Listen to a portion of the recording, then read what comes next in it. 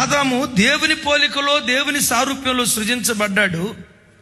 పాపం ఎప్పుడైతే ప్రవేశించిందో ఆదాము దేవుని పోలికను దేవుని సారూప్యాన్ని కోల్పోయి ఇదిగో ఈ పోలికకు వచ్చాడు. పుట్టే బిడ్డలు కానీ పుట్టబోయే బిడ్డలు కానీ ఆ పసిబిడ్డలు ఎలాంటి వాళ్ళు?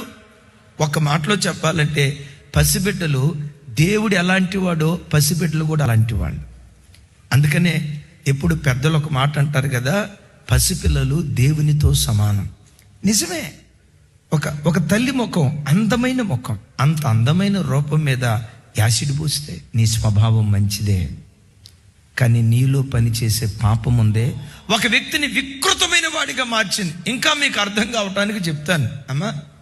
మీ పిల్లలు 1వ తరగతి చదివేటప్పుడు 2వ తరగతి చదివేటప్పుడు చక్కగా మీ పక్కలో పండుకునేవాడా లేదా? డాడీ డాడీ అని మీ కొంగు పట్టుకొని తిరిగేవాడా లేదా?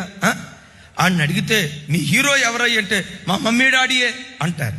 ఏమంటా ఇంటర్మీడియట్లో అడుగు పెడతాడో, అమ్మ అమ్మ నా పెదాలు, మమ్మీ మమ్మీ అని తహతహలాడి నా హృదయం ఇప్పుడు అమ్మను శత్రువులాగా చూడటం ప్రారంభిస్తాడు. ఎందుకు వాడు శత్రువులాగా చూశాడు? అమ్మా నాన్నల ప్రేమలో ఏమైనా తేడా వచ్చిందా? ఎంత కూడా వాళ్ళ ప్రేమలో తేడా రాలేదు, వాళ్ళు మారలా. ఇప్పుడు మారింది ఎవరు? వీనిలో ప్రవేశించిన పాపం ఉందే. ఒకప్పుడు అమ్మా అమ్మ అమ్మ అమ్మని ఆ ప్రేమించే ప్రేమతో కూడుకున్న స్వభావం ఇప్పుడు ఎందుకు ద్వేషంగా మారిందో తెలుసా? సాతాను మనిషిలో పాపం ప్రవేశించి కోపిష్టోడ్లాగా, గయ్యాలు దానిలాగా, త్రాగుబోతులాగా, వ్యభిచారికుడిగా, తిరుగుబోతుగా, ఒక అక్రమస్తుడిగా ఒక వికృత రూపం ఆ వ్యక్తిలో నుంచి ప్రవేశింపజేసింది. నేను ఎట్టివాడినో నా బిడ్డలు అట్టివారై ఉండాలని ఆది నుండి ఏదేను తోటలో ఆదాము కాలం మొదలుకొని టిల్ డేట్ ఎప్పటి వరకు దేవుడు చేయని ప్రయత్నం అంటూ లేదు. మరి దేవుని ప్రయత్నం సఫలమైద్దా? 100కు 100 పాళ్ళు సఫలమైద్ది.